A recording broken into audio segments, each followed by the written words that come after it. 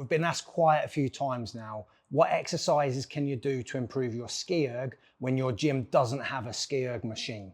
That's what we're going to cover in today's video. Right, so the video is going to go through what to do when you haven't got a ski-erg, but what I want to go through first is if you know how you should be using the ski-erg properly, then that'll make sense on what exercises we're going to do.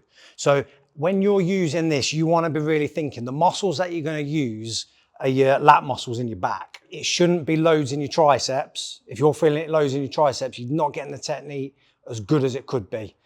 So when you're doing it, you're going to grip.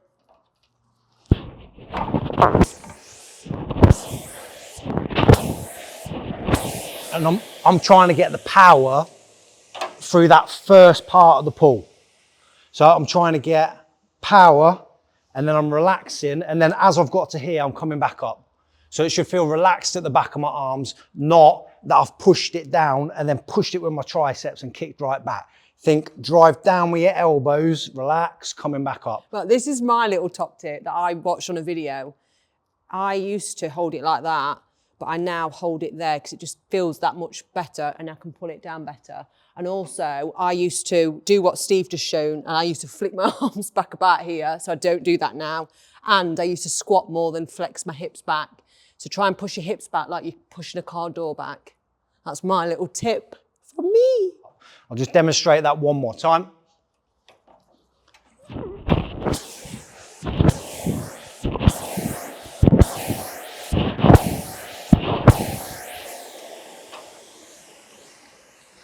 So now we know we're going to use your lats when you're doing the ski-erg and not your triceps. Let's go through the exercises that's going to help you improve it.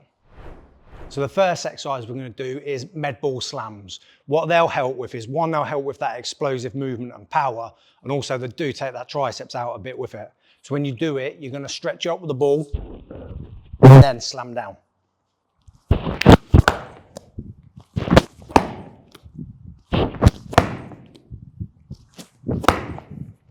Med ball slams.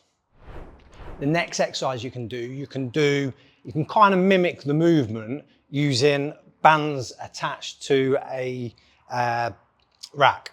So you'll hook the bands over the top, and then the movement you're going to do, you are going to replicate that ski-erg movement. Again, you don't have to think about kicking all the way down with your arms. You're just going to think about that drive with your elbows.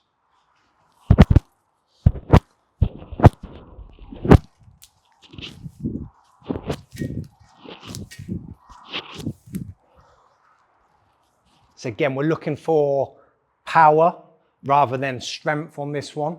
So we're going to come to that in a minute. When you're doing it, one thing you can do is when you're on the ski-erg, time how many times you do that movement. So that's how many times you're going to need to do it in competitions. If you're doing a doubles, you're going to do less. So you're going to be short and powerful. And then that's how many you want to get powerful at when you do it. You can still do your training where you're going to slow things down and make it heavier, but just know a big component of the ski-erg is going to be power, which is strength times speed. So get strong, get fast. So this one we're going to do on a cable stack, if your gym's got a cable stack. You could do this with bands as well, but what you get with the bands is as you go lower down, the resistance increases, so it's harder. It's not so much when you're doing it on the cable stack. So you're going to be there, pulling down. So again, you're looking to use your lats. You're not bending your arms and using your triceps. You're locking your lat in and then pull in there. So you can, there's a couple of versions you can do. Straight arm, strict, or then come up into extend. So again, just one for working the lats and isolating the lats. This one you can use any pull-down machine you've got in the gym. So, and what I'm going to show you on this one, if you do it on a heavy weight, and say you're pulling and you're doing say 5 or 6 reps, that's going to help with your strength. There's nothing wrong with helping your strength, and it's good to have phases where you work on your strength, then it's good to have phases where you work on strength endurance, have phases where you work on power, or combine that into a program where you work all of them. So if you're doing this more for power, you want to be thinking a bit about the speed that you're going to pull down at. So that is going to be too heavy a weight for me to pull down quickly. So if I put it on a lighter weight,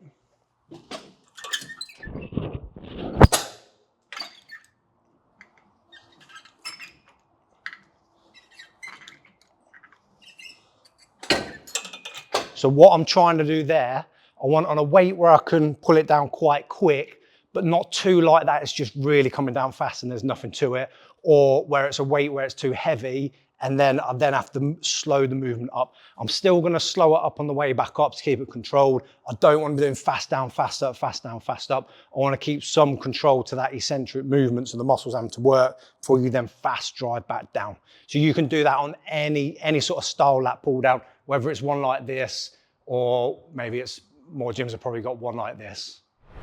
Another thing that you want to make sure that you're strong with is your core. And this will carry over to every single exercise that you do, including the running. So make sure your core is strong. There's loads of different core exercises you can do. Hanging leg raises are easy ones to do in more for CrossFit style gym because you'll have cages. This is one that I'm going to show you with rope, and then it's going to be a cable crunch.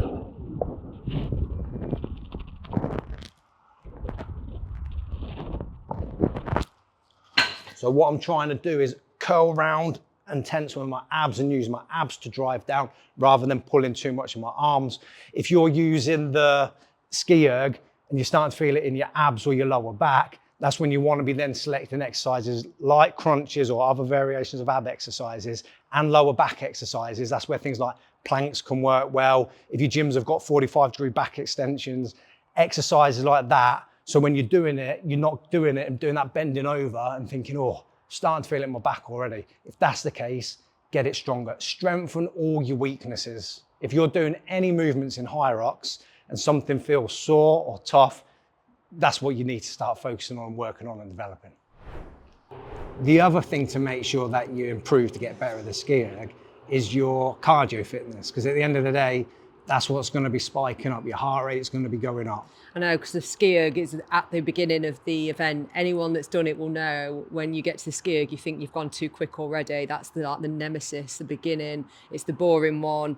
If your back hurts, you can't do the ski-erg, because we've had to adapt coming away from the ski-erg for a while anyway. So you can do like your bike, rower, for just to build that cardio still, because it is tiring actually doing the ski-erg. I think it is anyway. Yeah, and again, if you're doing doubles, know that if you're doing 250 meters each, get your cardio good for doing that. Get used to doing a minute or so of work, minute rest. Yeah, go faster sometimes. If your gym's got a rower, the rower's great and it's great for your cardio. It doesn't really replicate the ski-erg of the movement that you're doing. It's one you can put into a program if you haven't got a ski-erg, but it's going to help because of it helping your cardio rather than the actual movement. So get stronger, get faster, get fitter.